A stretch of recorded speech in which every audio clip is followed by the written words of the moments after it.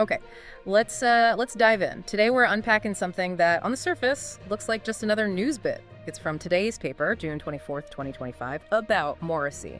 But our goal here, as always, is to really get past the headline, understand the full picture, what's behind it, and, what it means for you. Absolutely. And this Morrissey thing, it's not just about one musician canceling a show. It's actually a really, I think, fascinating case study. It connects to these much bigger issues in the music world, like the sheer toughness of performing live. Right. Especially now. It really makes you ask how even, really established artists handle the pressure of touring these days. Yeah, good point. So the specifics are, Morrissey, he's 66 now, right? Mm-hmm. He had to cancel his Stockholm show. It was at the Hovet Arena, supposed to be Monday, June 23rd. And the reason given was severe exhaustion. He actually said he and the band were travel-weary beyond belief. Yeah. Which sounds intense after playing 6 countries in just 7 days. That sounds like a really brutal schedule. Oh, it absolutely is. And that phrase, travel weary beyond belief, that's not just throwing words around, I think. You have to picture it, right? Yeah. The constant moving, different time zones, the sound checks, playing late, up early to the next place. Yeah. Doing that day after day, especially for someone who's been doing it for decades, it gets harder, exponentially so. It really speaks to a physical demand maybe people don't fully grasp. Totally. And it wasn't just physical stuff you mentioned. He also put out a pretty strong statement, didn't he, about having absolutely zero music industry support. Yes. And saying how hard it is to tour Scandinavia without sponsorship or, financial backing. He called it nearly impossible. That's quite a claim. It really is. And that's where it gets particularly interesting, I think. Because you might assume someone like Morrissey, with his legacy, wouldn't really have those kinds of financial worries about touring. Right, you'd think they'd be set. Exactly. But this statement, it sort of pulls back the curtain on the economics of it all, even for big names, without series sponsorship or a hefty budget backing them. Well, the financial strain on the road can be immense. The margins can be surprisingly thin. Huh. Yeah, so every show counts, every ticket, all the logistics, getting the crew and gear around. If that support structure isn't there, the whole thing can just become, unsustainable. So it's not just about filling the seats, it's about covering these massive costs. Colossal overheads, yeah. Moving that whole production is expensive. And this Stockholm cancellation, it's not exactly a one-off for him recently, is it? Didn't he cancel in Madrid earlier this month? Something about sinusitis. That's right. Acute sinusitis was the reason given for Madrid.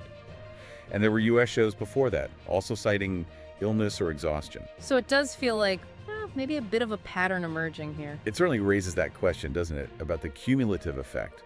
When you see multiple cancellations like this, it suggests there might be, deeper issues at play than just one bad day or one illness. Like the whole system being too much. Possibly. Or at least a schedule that maybe isn't sustainable long term, especially as artists get older. You've got the physical health, sure, but also mental well-being, the constant pressure, the logistics we talked about, and then add that financial stress he mentioned. It's a lot. Mm-hmm. For someone like Morrissey, known for, pushing through things, it really highlights how even the most resilient people can hit a wall with the demands of modern touring. Okay, so that's the artist's side. Exhaustion, feeling unsupported financially and logistically. What about the fans? I imagine there's a mix of reactions, people worried, but maybe also getting a bit fed up with cancellations. Oh, definitely. The fan reaction is really telling here. You absolutely see that split. On one side, there's real worry, concern for his health. Fans recognize how tough that schedule must be. Sure. But then, there's also frustration. People plan trips, book hotels, spend money, get emotionally invested, and then the show doesn't happen. Sometimes more than once. Right, that's got to be disappointing. Hugely. And this dynamic, it kind of points to a shift maybe in the artist-audience relationship. Audiences today, perhaps more than ever, expect a certain reliability. Like buying a ticket means you get the show, almost like product guarantee. But for the artist, especially as they age, the human factor, getting sick, getting worn out, that becomes more real, more visible. It really forces a conversation about, what commitment the artist makes versus what they need for their own health and ability to keep going. Yeah. It's this tricky balance. Yeah, a very tricky balance between art, commerce, and just being human. So just to wrap up the practicalities, refunds are available for that Stockholm show, which is good. Yes. And interestingly, the tour itself isn't over. It's apparently set to pick up again in Berlin on June 27th.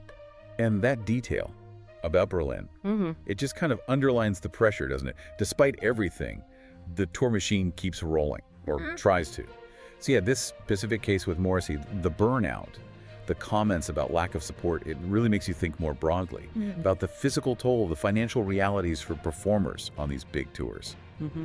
And seeing those mixed fan reactions, the worry versus the frustration, it really highlights how that relationship between artists and fans is, well, complicated and maybe changing. Which leads to, I think, a really important final thought for you to consider.